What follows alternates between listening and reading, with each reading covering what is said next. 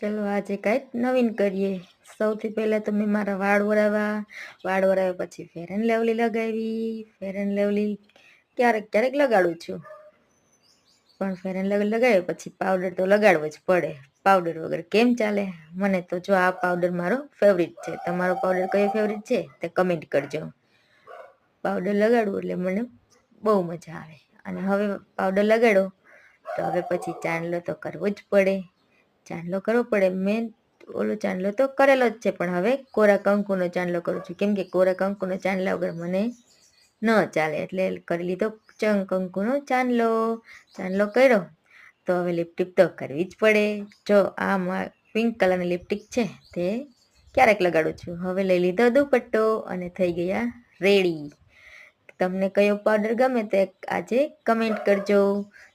Video સારો લાગે તો વિડીયોને સબસ્ક્રાઈબ કરજો. Bye bye.